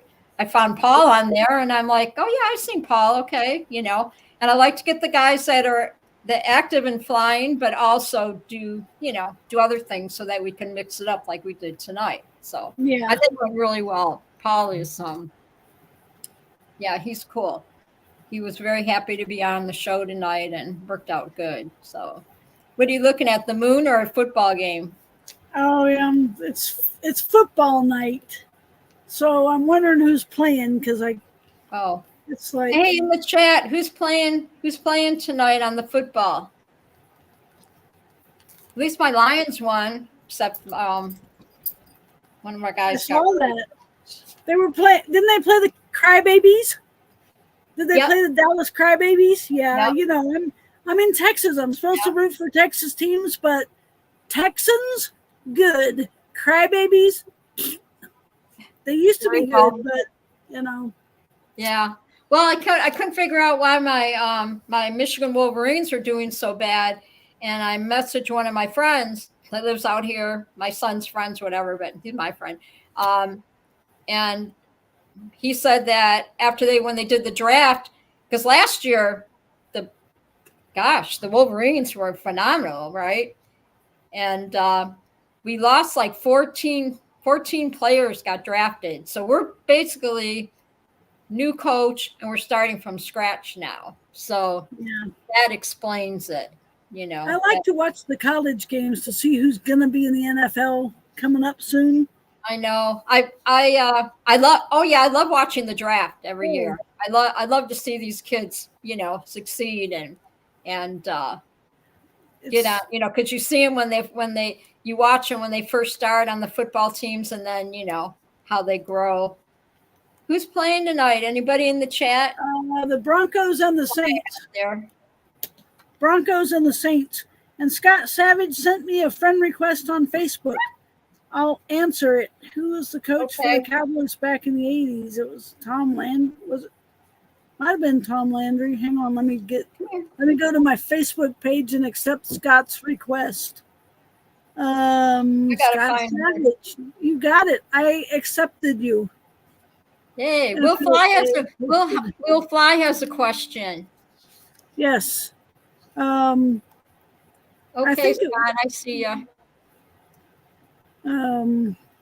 This is friend request night.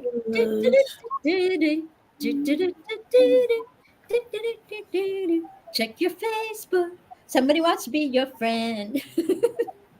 As this is live on live YouTube tonight, where you can be yourself. Okay, you can be yourself on my show when we in the Treehouse. Tom Landry was up until 88, and then 89 to 93 was Jimmy Johnson. So, yep, that's him. Okay. Yeah. So Will Fly, it was Tom Landry until 1988, but then it was Jimmy Johnson after that for a couple years, like 5 years. I got you, Scott. I accepted it. Thanks for the friends request. Yeah, thank you, Scott. Gotta do this for a minute.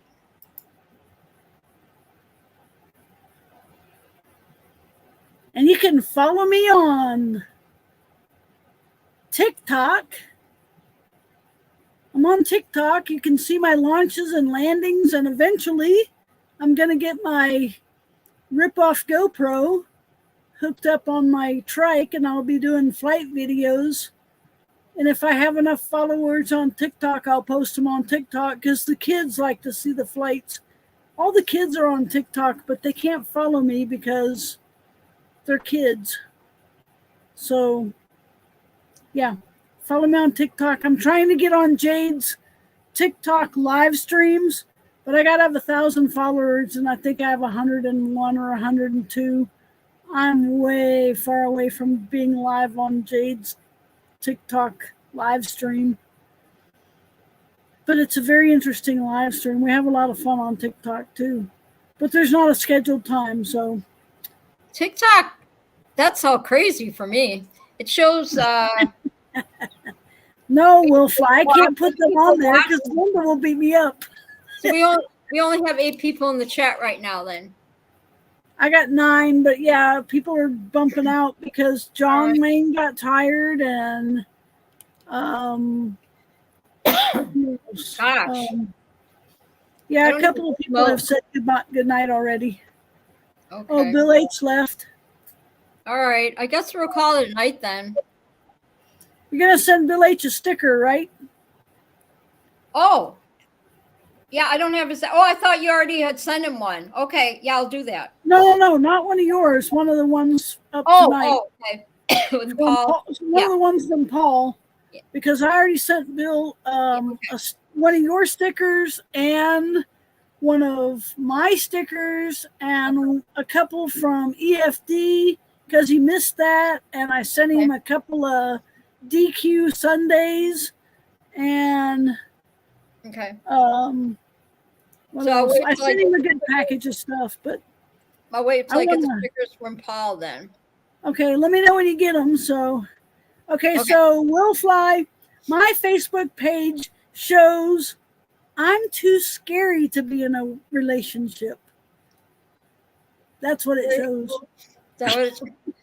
No, Will Fly said, Kramer, your Facebook page shows you're in a relationship with Walter Priori. Is that right? If it did, Linda would beat me up. So no, it doesn't. Besides, doesn't Walter does he have a wife? Or he's just a flirt and he has a wife, or is he really single? No, he's really single. Tell me, Walter, are you single? Are you still here? And no, you don't have to choose one person. You have a right to you can like as many people as you want, Walter. I'm not possessive. That's right. When you get a chance to take a picture of my fat orange cutie boy from Scott, I'll be looking at that. I'll check it out, Scott. I'll check it out. Yeah, everybody's either watching football or they're outside.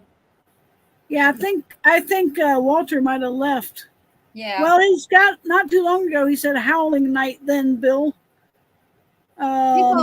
People view it. They'll watch the show later. I'm sure everybody's busy. Even though you know how Robert was sick last week. Now Aaron's sick. So Robert had to share the wealth. It was contagious, and he shared. Sharing is caring. Robert, if you're listening, poor Aaron. Aaron, if you're listening, feel better.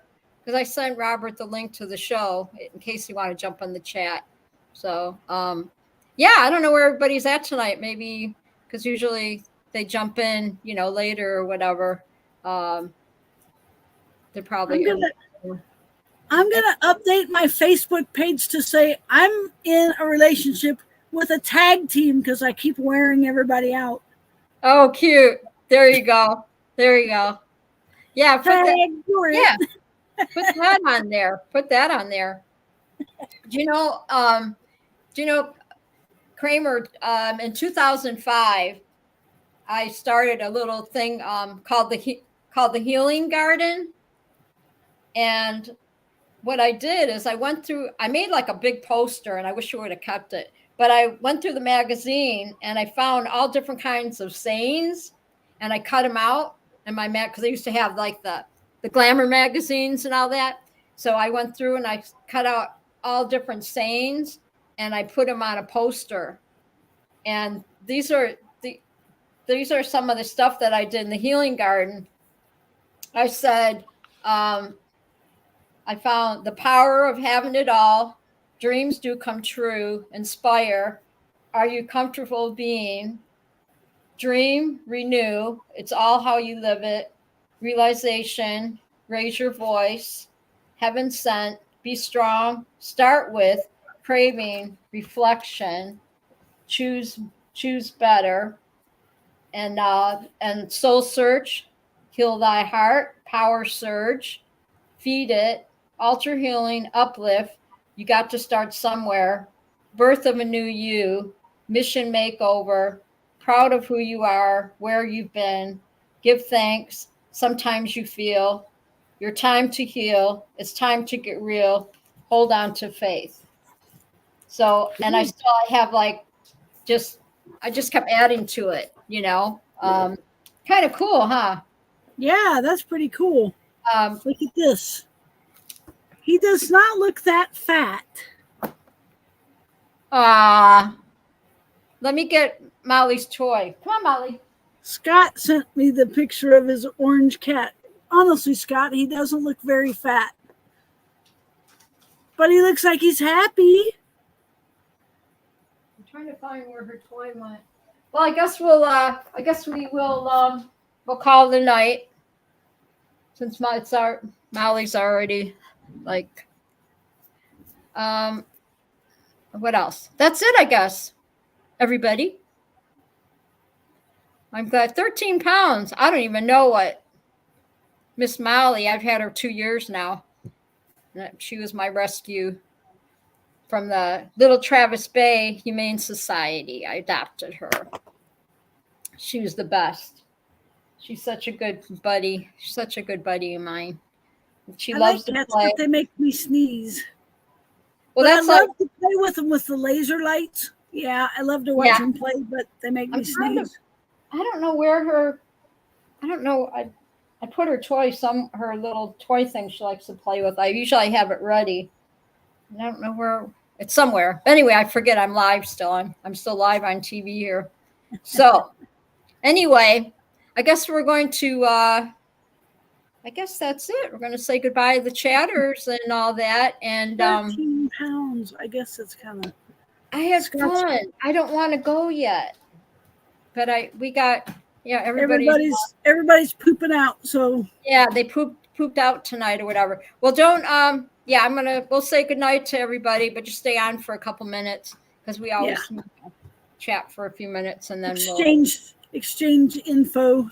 Yes. Figure out different things or whatever. So anyway, thank you, chatters, viewers, listeners, all of you out there. I so appreciate you every Thursday night stopping by Lindy's Treehouse. And I have to thank Paul for being our guest tonight. He had a lot of great information. This was like really cool. And he's going to, he's sending me a bunch of stickers and we'll be giving those away. Excuse me.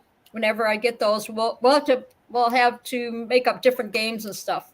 So we'll talk about that, Gypsy. Yeah. You know, how we brainstorm and all that. And Michelle, if you're still listening, feel better, hon. I missed you tonight.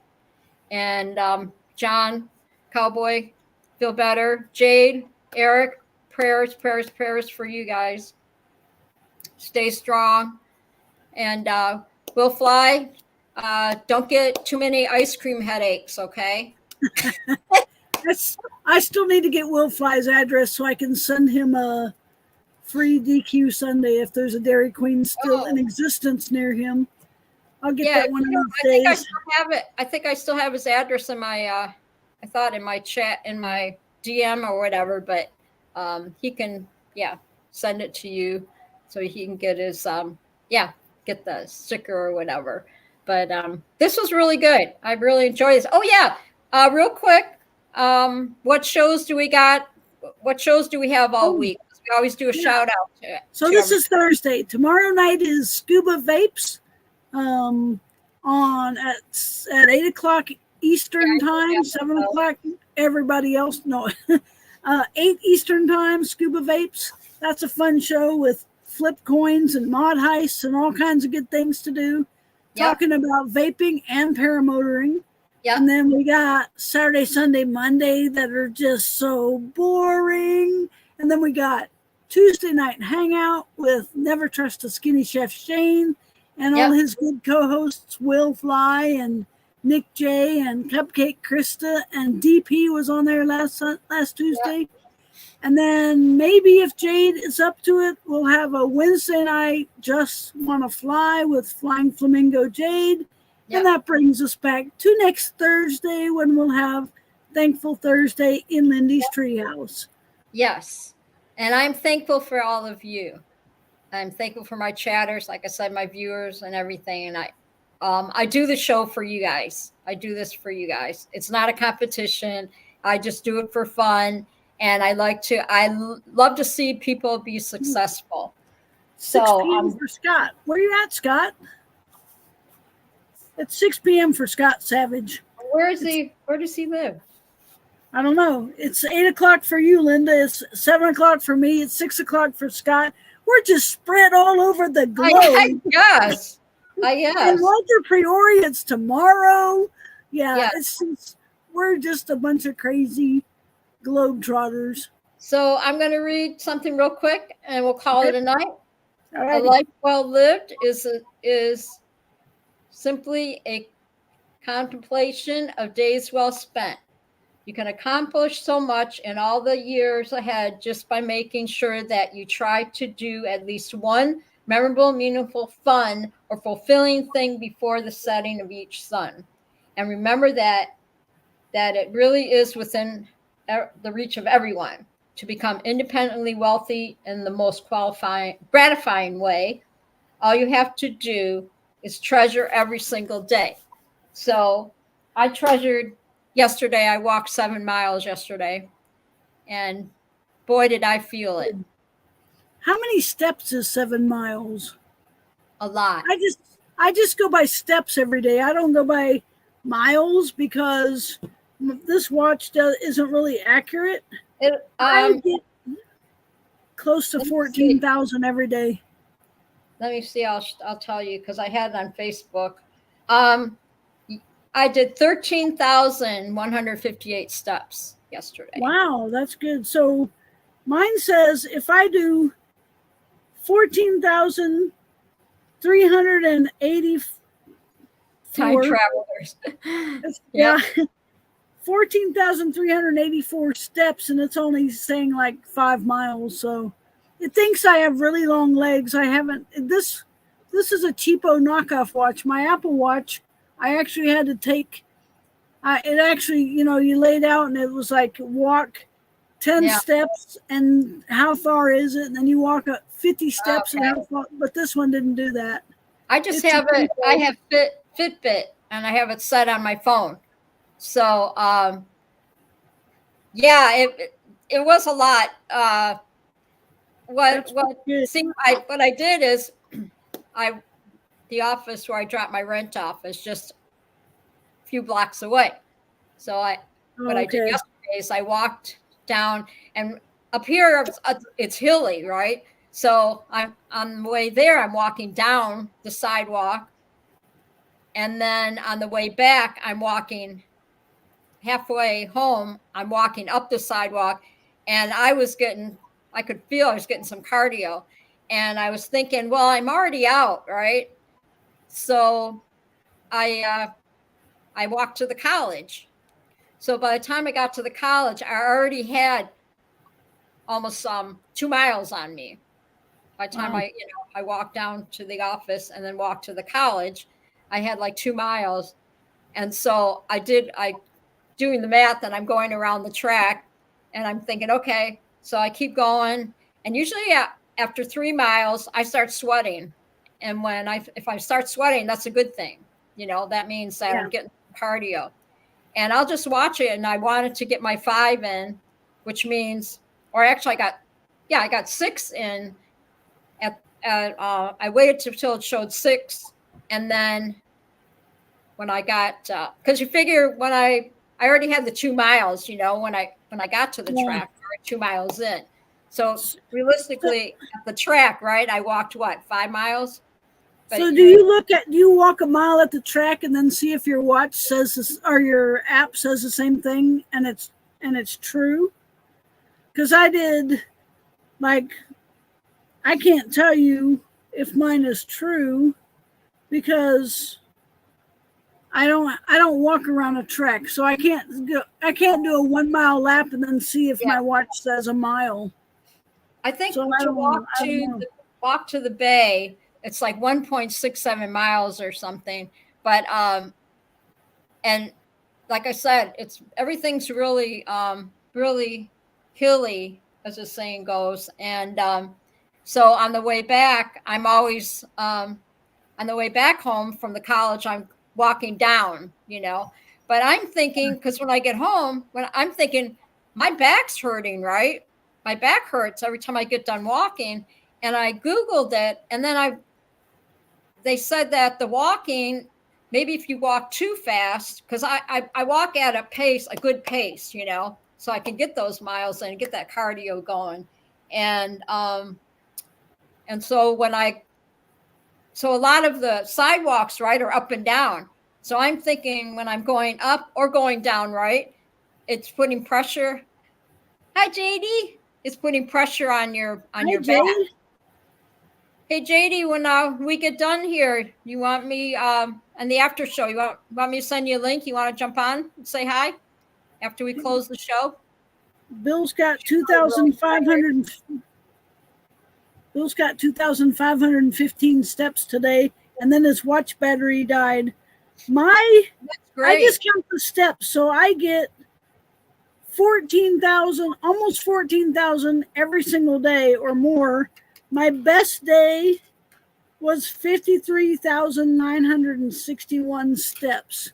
Dang. I almost made it. I was like, one more step. But look, I got my, I don't know if you can see this. That's my watch face. It's my trike. See if I can get it. Yeah. Oh, yeah. That's me in my trike on my watch face. Okay. So, well, that's but cool.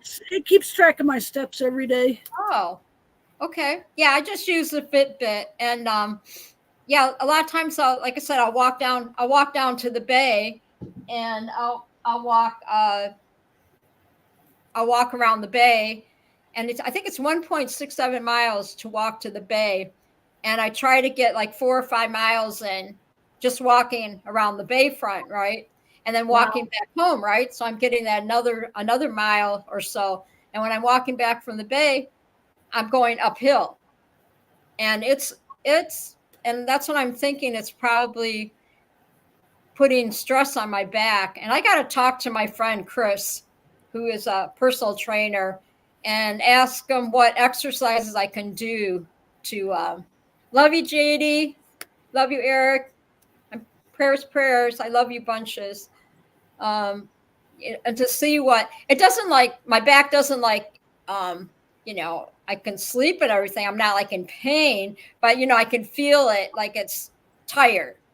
And so, probably old age too, but I have to figure out, maybe I need better walking shoes. I don't know, but the walking shoes I have work for me or whatever. So do you ever use a walking stick? I carry the sticks occasionally. I use a walking stick. I would probably trip on that.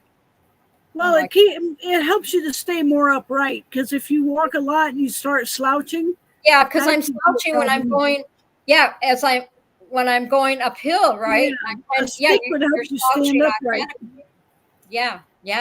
And I was feeling the cardio yesterday because I only walked one day last week, and so I could really. The air felt. It was a beautiful cold day yesterday, so I think even maybe the cold too, right? That can make you, what do you call it? When you're walking, or make it. I was breathing. I don't know. A lot of people, when I'm walking and people meet me, like I walk around the park all day long, right? Yeah. And when people meet me, they go, I'm usually wearing my LCRA hat. I do have a Marine hat that I wear quite often, but when I'm working, I'm wearing my LCRA hat. And they'll ask me, were you in the military? And I always ask, why do you say that? And they're like, you walk like a soldier. And I'm like, is that good or bad? Does that mean I'm bow-legged? No. Like, I don't know, but people. When I walk around the indoor track's really pretty. It's a beautiful college facility or whatever. And when I walk around the track, there was only a few of us on the track, because I'm not a morning person. I'm not like, I can just jump out of bed, and go walking in the morning. I'm an afternoon walker. So usually about 12:30, 1 o'clock, whatever, I'll decide, well, I guess I'm going to go, do my walk or whatever. So by the time, if I go to the college and walk that beautiful indoor track, all the morning walkers, they've already been there, So yeah, most of the summer I would go, 1 o'clock, 2 o'clock in the afternoon, walk in indoor in the college, and I would have the track to myself, and they do have a workout center there too. It's like $25 for 3 months. Nice. And so I've tried that. I've tried the workout center, and I might do it. I might, wait till winter time. And then I have a friend that I started walking with her a year ago, and she's the one that got me into it.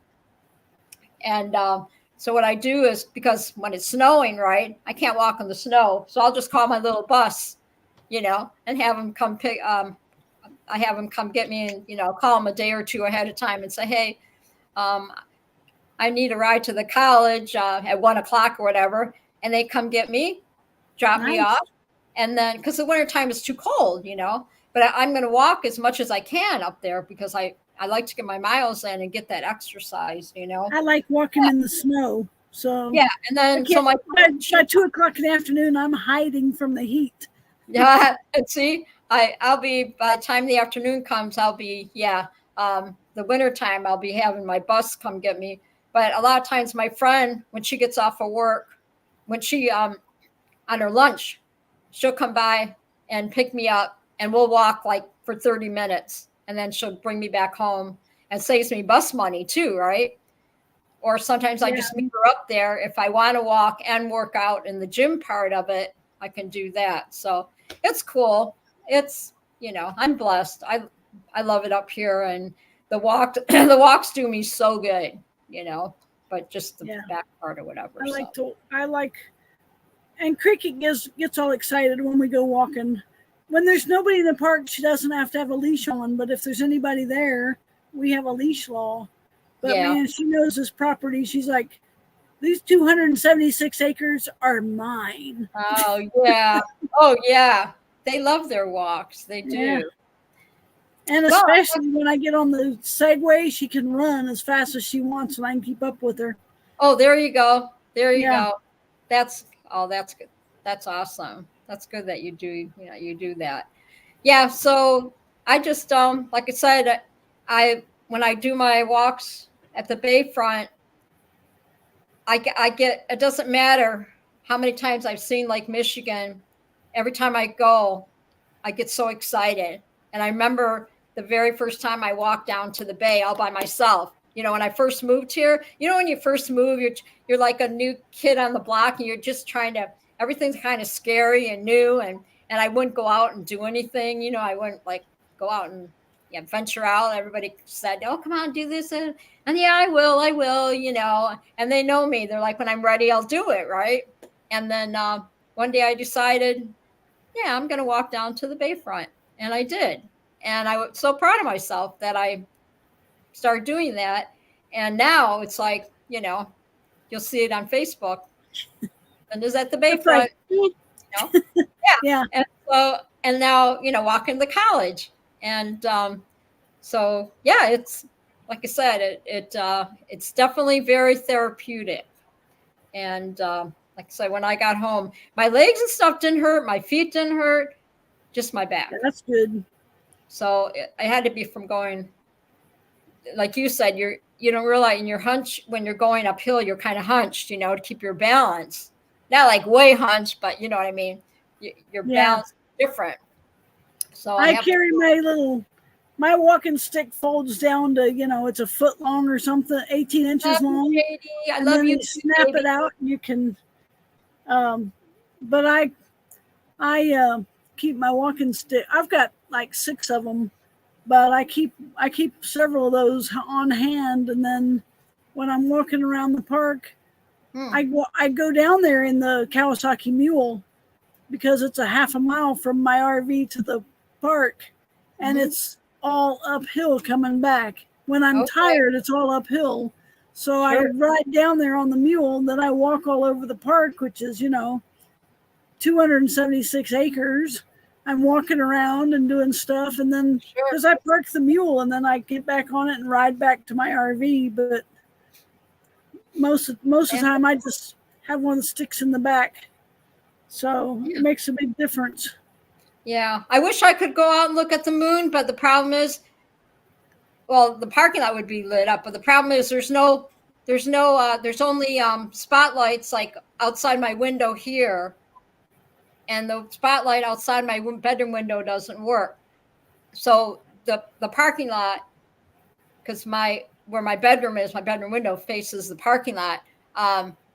It's pitch black. So, it's like last summer, the light was working, and then we had the storms and the light doesn't work anymore or whatever. But it was kind of funny last summer with that light on right outside my window, right?